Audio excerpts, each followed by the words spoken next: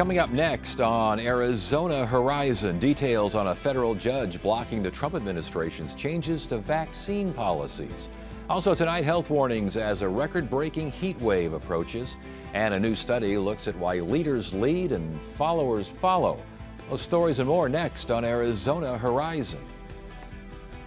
Arizona Horizon is made possible by contributions from the Friends of Arizona PBS, members of your public television station.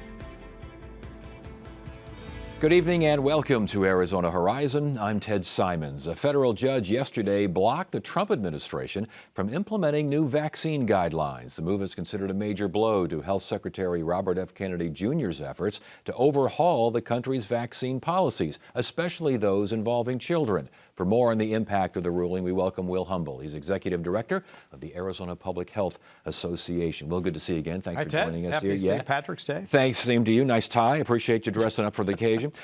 So basically, this is a temporary block of everything that RFK Jr. was trying to do regarding vaccines. Right. It goes all the way back to last summer, and the judge issued what's called a preliminary injunction. And what that means is the judge, so it was a lawsuit, but let me start at the beginning. There was a lawsuit filed by the American Academy of Pediatrics and the American Public Health Association. They went to court saying, hey, the way that Secretary Kennedy is making these decisions is improper. They made their arguments in court.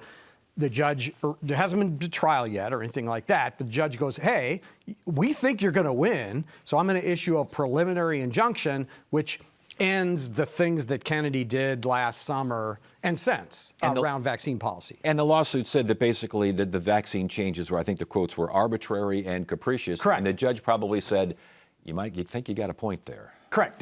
That's right. And judges generally don't issue preliminary injunctions unless, like, they read it in detail and they're like, we think you're going to win. Yeah. And we think that we need to stop this now so that we don't go down this path of implementing a bad policy when, in fact, Mr. Kennedy, you didn't follow the process. So what is stopped now?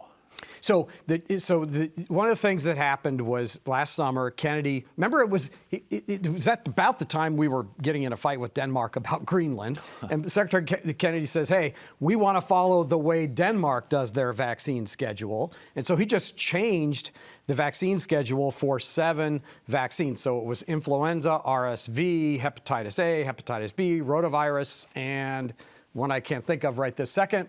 No, I think you got flu. Did I get them all? Did you get flu in there? It's supposed to be 6. Anyway, okay, all right. He moved them from routinely recommended to what's called shared clinical decision making. So what it meant was practically is that, like, you could still get those vaccines covered with your health insurance plan, but it was a big hassle in doctors' offices because they had to spend a lot more time. They're already transparent with vaccines on the recommended schedule, but they had to spend extra time with the shared clinical decision making, and it was hurting those pediatric appointments because that way you can't get to your developmental screens because you're doing all this other stuff during your 20 minutes. And such an operative word here is pediatric. This involves kids. Correct. So anyway, so what the judge said was, Secretary Kennedy, you didn't follow the right processes under federal law. So the judge didn't say, we disagree with you moving hepatitis A and hepatitis B and blah, blah, blah. What he said was, there's a way you're supposed to do things under the Federal Advisory Commission Act, which I'd never heard of until this week. And that act tells people across federal government, like, how you are supposed to make decisions when there's an advisory committee that's in federal law. And he didn't follow that process. So and the advisory committee was also a factor here from the judge because he said that RFK Jr. kind of got rid of the 17-member commission and put a whole bunch of folks that were like-minded in there, and the judge said, whoa. That's right. So he dismissed the advisory committee for immunization practices, that was in March last year. And then he put his own people in. But there's a process under the Federal Advisory Commission Act about how you're supposed to vet them, what qualifications they're supposed to have, how transparent was the process, did you look for conflicts of interest? Like, they didn't do any of that stuff. And the judge is like, you put all these people on this commission, and it looks like I think we talked about this on the show a few months ago. Like, you're priming the pump. You're like stacking the deck with people who are already anti-vaccine. that isn't the way you're supposed to do it, and that's why he issued the injunction. And as you mentioned, must be scientifically based, was what the judge Correct. said the FACA was required, fairly balanced, questions there, and again, free from undue influence. Correct. So the judge felt like that the new people that Kennedy put in that committee they didn't go through that process, and so now it's going to go to trial. We'll find out what happens. But in the meantime, it's back to how it was during the Biden administration with respect to vaccines. I want to get to the in the meantime in a second here, but again, the judge saying that many of these folks that were put on this, I think the quote here, appear to not have any meaningful experience in vaccines. No, that's true. I mean, there's a bunch of them that are just influencers who have opinions about vaccines, but they don't have the academic credentials. They don't have the work history, to like review, understand the clinical studies that go into these vaccine recommendations. And so, I mean, I agree with the judge because I've saw almost all of them. There's a couple on them that have actual reasonable credentials, but most of the people on that committee are not people that are qualified to make these kinds of recommendations, in my opinion. What kind of response from RFK Jr.? Have you heard anything? I haven't heard anything, but I don't follow him on Twitter. No, but I mean, this has to be a pretty humiliating or humbling experience. Everything that he's really fought for as far as vaccines, he's tried to do through X, Y, and Z, and the judge is saying no, no, and no. Right. So I don't know how he feels about it. Yeah. What I like is that the policies are back to how they used to be. So what are those policies? I mean, everything is literally reverted back. What does that mean in terms of process? What does that mean in terms of just in terms of money, in terms of refunding and these sorts of things? Or does it mean anything? Well, I think there's been some damage that's already been done in this interim period where it feeds into this anti-vaccine attitude that Kennedy has, and some people listen to him. And so I think it's eroded some vaccination rates. It's hurt some of the doctors' visits because the time wasn't used as wisely as it could have been. But I'm pleased that, the judicial branch is, here it is. Thank goodness for checks and balances. Okay, so how long will it revert back? How long will it stay there? I mean, we have a process regarding the preliminary injunction, then we have the trial. What are we talking about here? So we don't know. So it's a matter of what's going to happen with the trial. Are they going to appeal the preliminary injunction? Is that going to happen? So I can't answer that question. I don't really know. I can say the Advisory Committee for Immunization Practices was supposed to meet later this week, and that meeting's now canceled because of the ruling. Yeah. You can't have a meeting there when they're not qualified people. Right. Last question. I want to go back to something you said here earlier. How much damage has been done? It's damage, but it's not like an existential damage. You know what I mean? It's not like it has that interim period really distorted vaccine policy. Now, if Kennedy had delicensed some of those vaccines and made them unavailable, that would have been really damaging. But moving it, like he did, from routine recommendation to shared clinical decision-making is harmful, but not like the end of the world. Okay, here's my real last question here. Is there something he can do to get around this judge's decision to get his vaccine policies enacted? Yes. And? That's another show. All right. But there is a way around this for him.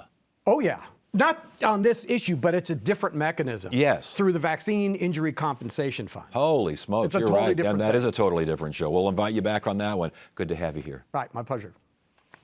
Pompeii, frozen in time by disaster. This was apocalyptic. But now, archaeologists are unearthing a dark history. There's bloodshed, there's slaughter, people in chains. Pompeii's secret underworld on Nova. Wednesday night at 8 on Arizona PBS. I like to think that at Arizona Horizon, we are unique in the way that we present information, public policy, sometimes news, these sorts of things, because we have conversations. And I don't want conversations, that human interaction, to go out of style. And I hope with Arizona Horizon, it never goes out of style. Arizona Horizon needs your support. Donate now and double the impact of your gift, thanks to the James and Barbara Ratcliffe Charitable Fund Challenge. Thank you. Too frequently, we're saying goodbye to the veterans and survivors of World War II. World War II's victory, and in other nations its defeat, was also witnessed by and achieved through the extraordinary efforts of women. It was also her war and her story. World War II. Wednesday at 11 on Arizona PBS. A record-setting heat wave is forecast for the remainder of the week, with the valley expecting its earliest 100-degree day in history. And with those unseasonable temperatures come health warnings regarding heat exposure. Joining us now is Dr. David Sklar from ASU's John Shufelt School of Medicine and Medical Engineering. Welcome, doctor. Good to have you here. Good to be here. Okay, so we're just like tomorrow. We're heading for triple digits here. The average first day for 100 degrees is like May 2nd or something along these lines. Something so quick, something that spikes this much, how big a deal is this? It's a big deal. A lot of people from other places who come here during spring break are not going to be prepared for this. And they're coming here to go hiking in our mountains and to get out and enjoy the beautiful weather and beautiful place we have here. But unfortunately, it's a kind of a different setting from, I think, what they expect. Yeah, and I want to get to the visitors in a second, but for those of us who live here, we're talking 20, 25 degrees above normal at a time when, does your body see the sun in the sky and circadian rhythms and expect X, and we wind up getting X plus 25? Is that a problem? It is a problem because we're not acclimated to that temperature. Now, fortunately, over time, when it starts to get warm and we get toward the summer, people do acclimate. They learn to deal with the heat. They sweat a little bit more, and they're able to dissipate the high temperature in their body. But when it suddenly hits the way it's going to hit us in the next few days, people aren't prepared. And it's a time of year when people like going outside because the weather usually is wonderful. They've made plans to go golfing or jogging or hiking, and they don't want to stop those plans, and they have visitors. So I think it's going to be a real challenge for people because, on the other hand, everybody does want to be safe, but I don't think they realize the dangers, particularly if they start hiking and go up one of our beautiful mountains and end up going further than they thought they would. They don't bring enough water, and they can end up getting in big trouble very fast. Especially if you go down one of these trails and then you look, oh, I got to walk back up to get out. Problems develop. Okay, let's talk about heat stress. How is heat stress defined? Is it the same as heat exhaustion? Well, there are several levels of heat, or heat illness. And the first is heat cramps, where your arms and legs start to cramp up. It's pain, and oftentimes people who work out doing various occupations on roofs and landscaping, they'll get those kind of cramps. And if you can get inside, get some water and so on, the cramps will gradually dissipate. After that, you can get the next level, which is heat exhaustion, and sometimes heat syncope. We call it syncope, is you just actually pass out, you collapse. Exhaustion, you start to get a headache, and people will start feeling these symptoms of just headachy. They just don't feel their normal self. They don't have the usual energy. And then after that, as their body temperature gets higher and higher and their body is trying to compensate with that stress, they can develop heat stroke, which is when they actually become confused. They don't really think clearly. They make bad decisions. That's where they may end up going down a trail that isn't the right one and get lost. And that's when we see them in the emergency department, which is where I work and where I generally see people. Can you hit heat stroke and bypass heat exhaustion and heat stress, or do they work one after the other? It can happen, particularly for people who are exercising. So there's kind of 2 or 3 different categories also of heat problem. One is an exercise-induced. So if you're a football player or if you're running in a race, you can very quickly have your temperature go up because you're creating heat through the exercise, plus you're having the heat from the temperature around you. And that can happen in a matter of minutes during races. And so people can actually get very sick and collapse right after a marathon or something else like that. Yeah, and obviously if you're in the sun, everything exacerbated. Right, because the temperature actually can be very different, can actually be much hotter right in the sun compared to what is measured. So it can be 10 or 20 degrees warmer. Okay, so we all know we need to stay hydrated here, but when you say stay hydrated, is it the kind of deal where you need to be consistent over time? If you're feeling this stuff, can you just take a huge couple of big gulps and things are better? What works best? It's much best if you can gradually continue to just take sips and continue to hydrate yourself, because if you suddenly just try to refill the tank, so to speak, you're not going to absorb it the way you need to, because at the same time you're sweating constantly, so you're becoming dehydrated, and if you are completely dehydrated, your blood pressure will drop, and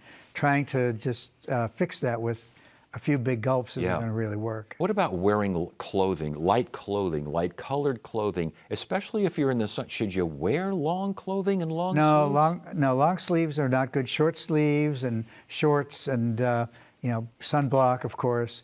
Those are the things you should be wearing, and a hat.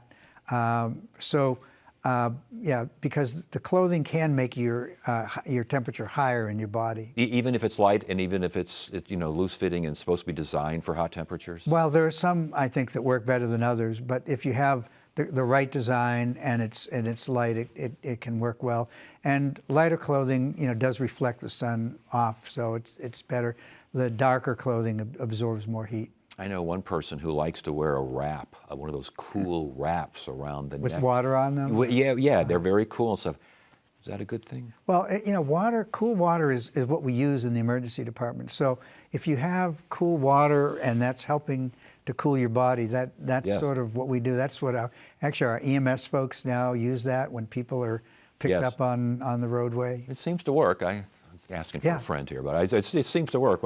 It does, and the faster we can cool people, the better the outcome is. Last question here. As far as we talked about water, but sugary drinks, caffeine, do they only hurt? Can they help at all? Well, so caffeine probably not so good. It raises, your blood pressure. It actually makes you sweat and you actually lose fluids that way. Sugary, salty. If there's salt in it, the salt is something that we do need. When we sweat, we lose some salt. So there are fluids that are electrolyte type fluids that are better than just pure water. Yeah. All right. Well, I get the idea. Is stay inside if you can. Well, stay inside, and if you go outside, just like we do in the summer, just a short amount of time, and then go back into the air-conditioned room if you can. Dr. David Sklar, ASU's John Schufelt School of Medicine and Medical Engineering. Good information. Good to have you here. Good to be here. Thank you.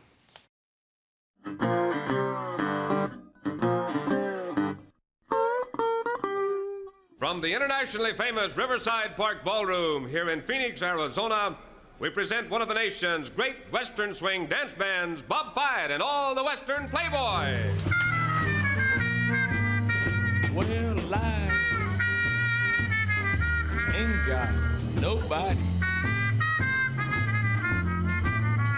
and nobody, baby, cares for me.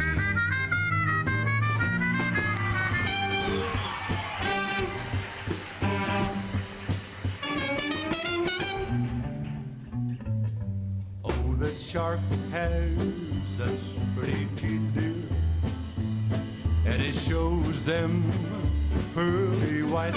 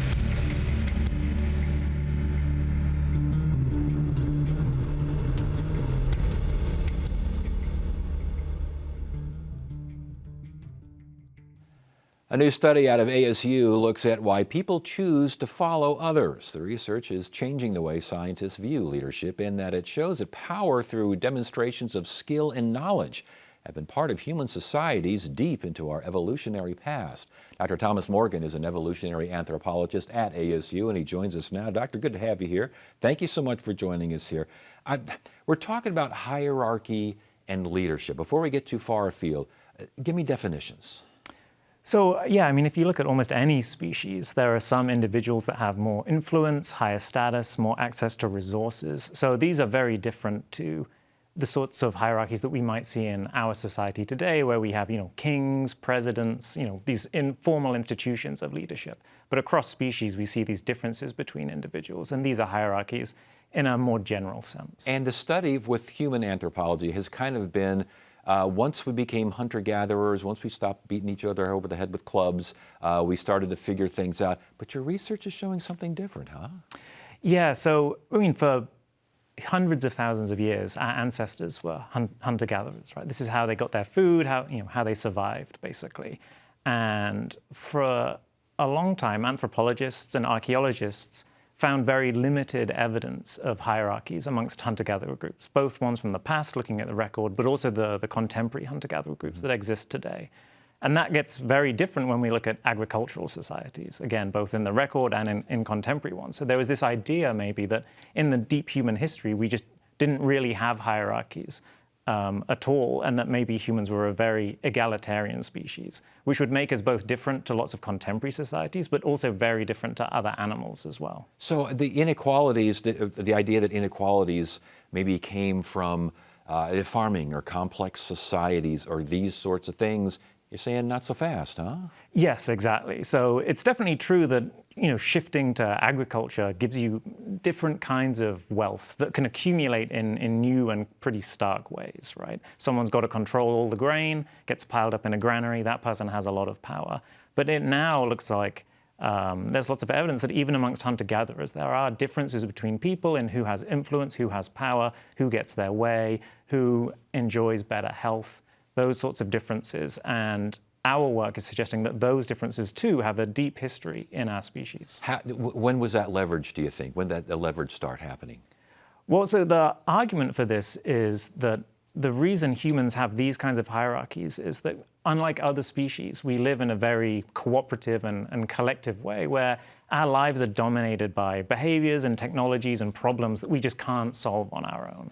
And so in this case, it really pays to know who knows what. Who's good at hunting, who knows the best routes around your territory, that sort of stuff. And so in this world, knowledge is really, it's a resource that people seek out and people with it can leverage. And that's as opposed to, let's say, chimpanzees, other primates, because it's basically might makes right, correct? By and large, yes. So in those species, there is some cooperation, but it's typically small scale and it's typically immediately beneficial to all parties involved. And their lives are dominated by wonderful and complex behaviors, but behaviors that a chimpanzee can figure out more or less on their own with just maybe a bit of watching what others are doing. Whereas, I don't know about you, but I feel like all the technologies that surround me, there's no hope that I would have to figure them out on my own. I have to, be taught by someone else, schools, universities, all that sort of stuff. So how was all this tested? What kind of research was done to suggest that our ancestors were more egalitarian and did work to find out who was more skillful and who was more knowledgeable? Yeah, so like anything, there's lots of different kinds of evidence that you can bring. And so some people go out to the field and study contemporary societies. Other people, conduct archaeological digs. The work I do draws on methods from psychology and from evolutionary biology. So I do a mix of behavioral experiments with volunteers, in Tempe or online. And from evolutionary biology, I use computer simulations of evolutionary processes. When I was reading up on this, there was like a test with a bunch of dots involved. Mm-hmm. What's that all about? Well, so if we're going to bring people into the lab to do an experiment, we need to give them some sort of task to solve. And it can't be too complicated, because if I asked them to, build a rocket, they would be there for years. So we give them quite simple tasks, and this was just a basic perceptual task. Look at some dots. How many different dots of different colors are there? You know, it's hard, so they need to work together to figure it out. But it's easy enough that groups of participants can complete this in a reasonable time frame. Yeah, yeah. So again, I want to make sure I'm not confusing this. Egalitarian more than originally thought, yet also hierarchical more than originally thought. Yes, I would say the work I've done is actually pushing us back towards this kind of view of humans that even when we lack formal institutions, like kings, stuff like Yes. that, we're still actually more hierarchical than you might suppose. We're not as egalitarian as people maybe thought before. Interesting. Instead, it's more like almost like a marketplace of skills and knowledge, and people use their abilities and translate those into status and influence. But what was thought was maybe brute strength might have led to that hierarchy. You're saying, no, it's more knowledge and skill. Correct. If you certainly compare humans to other species, you know, most of our leaders, we don't live in fear of them, right? But in lots of other animal groups, the dominants are scary individuals for the subordinates who repeatedly, you know, show their deference physically. They kind of grovel in front of them or just avoid them as much as they can. In lots of human groups, we love our leaders, right? Yeah. We admire them. We want to spend time with them. Wow, fascinating stuff. Dr. Thomas Morgan, again, ASU evolutionary anthropologist, talking about the dim and distant past. Good to have you here. Thanks for joining us. Thank you. And that's it for now. I'm Ted Simons. Thank you so much for joining us. You have a great evening.